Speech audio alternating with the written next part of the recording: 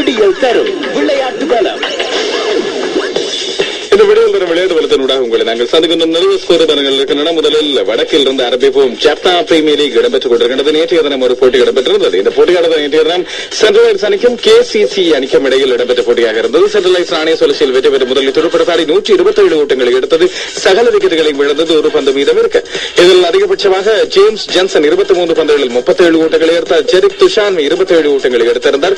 பந்துவீச்சில் கிருபவன் 18 ஓட்டங்களுக்கு 3 விக்கெட்டுகள், சிலோஜன் 22 ஓட்டங்களுக்கு 2 விக்கெட்டுகள், உவானாத் மற்றும் பிரதீபன் ஆகியோர் தலா 18 ஓட்டங்களுக்கு 2 விக்கெட்டுகளை வீழ்த்தியிருந்தார்கள். ஆனால் KCC அணியானது 119 ஓட்டங்களுக்குள் சுருண்டு போனது 20 ஓவர்களில். சாம்பவன் 25 ஓட்டங்களை எடுத்தார். 24 பந்துகள். பந்துவீச்சில் வதூஷரன் 22 ஓட்டங்களுக்கு 3 விக்கெட்டுகளையும், பிரசாந்த் 24 ஓட்டங்களுக்கு 2 விக்கெட்டுகளை வீழ்த்தியிருந்தார்கள். இதில் ஜேம்ஸ் ஜான்சன் தான் போட்டியின் சிறப்பாட்டக்கார தெரிவானது 33 ஓட்டங்களும் 2 பிடிகளையும் எடுத்திருந்தார். இதன் அடிப்படையில் இப்பொழுது புள்ளிகளின் நிலவரங்களும் இங்கே வெளியிடப்பட்டிருக்கின்றன. எங்களுக்கான தகவல்களை அனுப்பியிருக்கின்றார்கள் JPL போட்டிகளை நடத்துகின்ற ஒழுங்கமைப்பாளர்கள். எங்களுக்கும் சந்தோஷம். உடனடியாக உங்களுக்கான விவரங்களை நீங்கள் தந்து கொண்டிருப்பது. இதுவரைக்கும் ஜாலிஸ்டார்ஸ் அணி பிரிவு A-யில் 2 போட்டிகளில் பங்கு பெற்று 2லும் வெற்றி பெற்றிருக்கின்றது. நல்லது. அதுபோல பிரிவு B-யில் சென்ட்ரலைட்ஸ் அணியானது 2 போட்டிகளில் பங்கு பெற்று ஒரு போட்டியில் பங்கு பெற்று அந்த போட்டியில் வெற்றி பெற்றிருக்கின்றது என்பது இங்கே கவனிக்கக்கூடியது. அதுபோல சென்ட்ரல் SC ஆனது ஒரு போட்டியில் பங்கு பெற்று ஒரு போட்டியில் வெற்றியையும் பிரிவு A-யில் பெற்றுக் கொண்டிருக்கிறது. எனவே தொடர்ச்சியாக இந்த போட்டிகள் இடம்பெறும். அது பற்றிய விவரங்களையும் உங்களுக்கு முழுமையாகவும் அதுபோல விரிவாகவும் நாங்கள் வழங்குவதற்கு காத்துக் கொண்டிருக்கின்றோம் என்ற விவரத்தையும் உங்களுக்கு அறிய தந்து விடுகின்றோம். இனி நாங்கள் இணைய செய்திகளை பார்ப்போமாக இருந்தால், இலங்கை பாகிஸ்தான் அணிகளுக்கு இடையிலான ஒருநாள் தொடர் ஆரம்பிக்க போகிறது. எதிர்வரும் 7ஆம் தேதி முதல் பல்கலைக்கழகத்தில் இடம்பெறும் முதல் போட்டிக்கான டிக்கெட்டுகளை இன்றைய தினம் விடியல் மூலமாக நீங்கள் பெற்றுக் கொள்ளப் போகிறீர்கள். சொஹால் தன்வீர் 2020 போட்டிகளில் கலக்கியவர். ஆரம்பத்தில் ஒருநாள் அணியில் தெரிவு செய்யப்படாதவர் இப்பொழுது ஒருநாள் அணிக்குள் உள்வாங்கப்பட்டிருக்கின்றார். காயமடைந்த ஆரம்ப துடுப்பாட்ட வீரர் நசீர் ஜம்ஷெட்டுக்கு பதிலாக இவர் அணிக்குள்ளே வந்திருக்கின்றார் என்பது முக்கியமானது. தொடரும் சிறப்பாட்டக்காரர் என்ற காரணத்தால் இப்பொழுது அவருக்கான இந்த வாய்ப்பு கிடைத்திருக்கிறது. எப்படியாவது தன்வீரை எடுத்தாக வேண்டும்.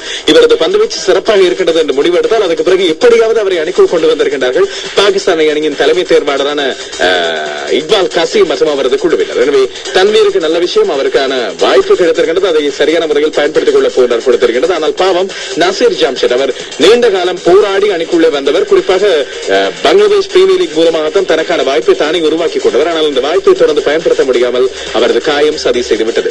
இன்னும் ஒருவர் வாய்ப்புக்காக காத்திருந்தார். இவர் வருகைக்காக இவரது அணியும் காத்துக் கொண்டிருந்தது. வேறு யாருமே கிறிஸ் கெயிலை மேற்கிந்திய தீவுகளை பற்றி சொல்கிறோம். கிறிஸ் கெயில் இறுதியாக மேற்கிந்திய தீவுகள் அணிக்குள் உள்வாங்கப்பட்டிருக்கிறார். 15 மாத காலம் அவர் சர்வதேச போட்டிகளில் மேற்கிந்திய தீவுகளின் சிவப்பு ஆடை அணியாமல் ராயல் சேலஞ்சர்ஸ் பெங்களூர் நாடுகளும் ஆஸ்திரேலியாவின் பல்வேறு அணிகளின் ஆடைகளையும் இதுபோல ஜிம்பாப்வே மற்றும் இங்கிலாந்து பங்களாதேஷ் பிரீமியர் லீகின் ஒரு அணி என்று பல்வேறு அணிகளின் ஆடைகளை அணிந்து கொண்டிருந்தவருக்கு மேற்கிந்திய தீவுகளின் அணியை அணிவதற்கான வாய்ப்பு இப்பொழுது கிடைத்திருக்கிறது. கெயிலின் முகாமையாளர் மைக்கேல் ஹால் எல்லோருடன் பேசி குறிப்பாக முக்கியமான அரசியல்வாதிகளான அந்த அவரது தீவு ஜமைக்காவின் பிரதமரான rap Gonsalves, Antigua பார்புடாவின் பிரதமரான Baldwin Spencer மற்றும் மேற்கிந்திய தீவுகளின் கிரிக்கெட் சபையின் தலைவர் ஜூலியன் ஹண்ட், மேற்கிந்திய தீவுகள் கிரிக்கெட் சபையின் இயக்குநரான எல்சன் கிரிக், அதுபோல மேற்கிந்திய தீவுகள் கிரிக்கெட் சபையின் நீதி நிர்வாகம் சம்பந்தமான உத்தியோகத்தரான அலுனா மெட்பர்ட் என்று பல்வேறுபட்டவருடன் பேசி இந்த தீர்மானத்துக்கு இப்பொழுது வந்திருக்கின்றன. அறிவிக்கப்பட்டிருக்கும் மேற்கிந்திய தீவுகள் ஒருநாள் குழுவில் கிறிஸ் கெயிலும் உள்ளடக்கப்பட்டிருந்தார். அறிவிக்கப்பட்ட குழு டரன்சாமி அணியின் தலைவர் தினேஷ் ராம்தீன், விக்கெட் காப்பாளர் Chris Gayle, Johnson Charles, Lendl Simmons, Darren Bravo, Kieron Pollard மற்றும் Marlon Samuels, Dwayne Bravo, Denesh Ramdin, Dwayne Bravo, Andre Russell, Tino Best, Fidel Edwards, Ravi Rampaul, Sunil Narine ஆகியோர் இந்த அணியில் அறிவிக்கப்பட்டிருக்கிறார்கள். எனவே ஒரு பலம் வாய்ந்த அணி ஒன்று அறிவிக்கப்பட்டுள்ளது. கிறிஸ் கெயிலின் வருகை அவர்களது பலத்தை 2 மடங்காக்கி இருக்கிறது என்பது மட்டும் உறுதியாக தெரிகிறது. எனவே இந்த 2 அணிகளுக்கு இடையிலான முதலாவது ஒருநாள் சர்வதேச போட்டி எதிர்வரும் 16ஆம் தேதி ஆரம்பிக்க போகிறது. 3ஆம் டெஸ்ட் போட்டி இலங்கையில் ஒருநாள் சர்வதேச தொடர் ஆரம்பிக்கும். அதே 7ஆம் தேதி ஆரம்பிக்க போகிறது. எனவே இப்பொழுது ரசிகர்கள் உலகம் முழுக்க எதிர்பார்த்துக் கொள்கிறார்கள். கெயில் மீண்டும் மேற்கிந்திய தீவு சீருடையில் வந்து என்ன சாதிக்க போகிறார், எவ்வளவு தூரத்துக்கு அவரது திறமை இருக்க போகிறது, அவரது வருகை எவ்வளவு தூரத்துக்கு மேற்கிந்திய தீவுகளுக்கு உற்சாகம் கொடுக்க போகிறது என்பதைத்தான் நிறைய பேர் காத்துக் கொண்டிருக்கிறார்கள். இன்னும் ஒரு பக்கம் பங்களாதேஷை பொறுத்தவரையில் அவர்களுக்கு ஒரு உத்தியோகபூர்வமான அனுசரணை ஒன்று கிடைத்திருக்கிறது. மிகப்பெரிய ஒரு அனுசரணை. அவர்களது வரலாற்றை பொறுத்தவரையில் கிரிக்கெட் வரலாற்றில் சாதனை படுத்த அனுசரணை ஒன்றோடு அவர்கள் அடுத்த கட்டத்துக்கு பயணிக்க போகிறார்கள். 14 மில்லியன் அமெரிக்கன் டாலர்கள் 4 வருடங்கள் அவர்களது போட்டிகளை தொலைக்காட்சியில் காட்டுவதற்காக சஹாரா இந்தியா பரிவார் மற்றும் ஆக்சியம் டெக்னாலஜிஸ் ஆகிய நிறுவனங்கள் மிகப்பெரிய ஒரு அனுசரணையை வழங்கி இருக்கின்றன என்பது முக்கியமானது. 2003ஆம் ஆண்டு 2011ஆம் ஆண்டு ஆகிய காலங்களில் வருடங்களில் 8 வருடங்களில் சஹாராவை பொறுத்தவரையில் அவர்கள் மிக நீண்ட காலம் போராடி கொண்டிருந்தார்கள். கிராமீன் போன்ஸ் இவ்வளவு காலம் பங்களாதேஷின் அனுசரணையாளராக இருந்தது. அவர்களை முறியடித்து உள்ளே நுழைவதற்கு மிகுந்த பிரயத்தனப்பட்டு இப்பொழுது $14 மில்லியன் அவர்கள் வழங்கி இருக்கின்றார்கள் என்பது கவனிக்கக்கூடியது. எனவே வாழ்த்துக்களை சொல்லிக் கொள்வோம். இதே திறமையை இவர்கள் கிரிக்கெட் போட்டிகளிலும் காட்ட வேண்டும் என்பதுதான் எல்லோருடைய சர்வதேச கிரிக்கெட்டை பார்ப்பவர்களின் ஆசையாக இருக்கின்றது. ஆனால் பங்களாதேஷ் புதிய பயிற்றுப்பாளர் ரிச்சர்ட் பைவர் சொல்கிறார், நிச்சயமாக பங்களாதேஷ் அணியை பொறுத்தவரையில் தங்களது நட்சத்திரங்கள் அல்ல அணியை தான் கூடுதலாக கவனிக்கப் போகிறேன் என்று சொல்லியிருக்கிறார். உடனடியாக இவர்கள் பங்களாதேஷ் ஜூலை மாதத்தின் இறுதிப் பகுதியில் 2 T20 சர்வதேச போட்டிகளை நெதர்லாந்தில் விளையாடப் போகின்றார்கள் என்பது முக்கியமானது. உங்களுக்கு தெரியும், ஆரம்பத்திலே நாங்கள் அவதாரத்தில் உங்களுக்கு சொல்லியிருந்தோம் இவர்கள் அயர்லாந்துக்கும் சென்று விளையாடப் போகின்றார்கள். அயர்லாந்தை தொடர்ந்து நெதர்லாந்திலும் வந்து 2020 போட்டிகளில் அவர்கள் பங்கு பெற்றப் போகின்றார்கள். குறிப்பாக இந்த போட்டிகளை பொறுத்தவரையில் அவர்களுக்கு உண்மையில் நல்ல உற்சாகமான வாய்ப்பு ஒன்று இருக்கின்றது. குறிப்பாக பங்களாதேஷை பொறுத்தவரையில் உலக 2020 போட்டிகளில் எப்படியாவது சாதித்து காட்ட வேண்டும் என்று இருக்கும் நிலையில் இப்பொழுது அவர்கள் இந்த புதிய பயிற்றுவிப்பாளர் அதுபோல புதிய அணிகளின் மெருகூட்டல்கள் போன்றவற்றோடு களமிறங்க போகின்றார்கள். சச்சின் டெண்டுல்கர் அவருக்கான கிரிக்கெட் சாதனைகள் அளப்பரியவை. நேற்றைய தினம் இன்னும் ஒரு புதிய சாதனையை படைத்தார். விளையாடிக் கொண்டிருக்கும் போது ஓய்வு பெறாமல் தனது விளையாட்டை விளையாடிக் கொண்டே இந்திய நாடாளுமன்ற உறுப்பினராக தெரிவான முதலாவது இந்திய வீரர் என்ற பெருமையை சச்சின் டெண்டுல்கர் நேற்றைய தினம் பெற்றிருக்கிறார். அவர் ராஜ்யசபா உறுப்பினராக நேற்றைய தினம் கையெழுத்திட்டு தனது பதவியை உத்தியோகபூர்வமாக ஏற்றுக்கொண்டார். அந்த வேளையில் தான் அவர் பேசும்போது இந்தியாவின் ஏனைய விளையாட்டுகளை முன்னேற்ற தான் கடுமையாக தனது பங்கை வழங்குவேன் என்று சொல்லியிருக்கிறார். இனி நாங்கள் பிரெஞ்சு பகிரங்க டென்னிஸ் சுற்று போட்டிகள் பக்கம் செல்லலாம். நேற்றைய தினம் ஆண்களுக்கான பெண்களுக்கான 4ஆம் சுற்றின் இன்னும் இறுதி ஆட்டங்கள் இடம்பெற்றன. காலிறுதிப் போட்டிகள் இன்றைய தினம் ஆரம்பிக்க போகின்றன. இதில் ஜோ வில்பர்ட் சோங்கா பிரான்சின் ஒரே ஒரு இறுதி நம்பிக்கை 5 செட்கள் போராடி சுவிட்சர்லாந்தின் ஸ்டானிஸ்லாஸ் வாவ்ரிங்காவை வெற்றி கொண்டார்.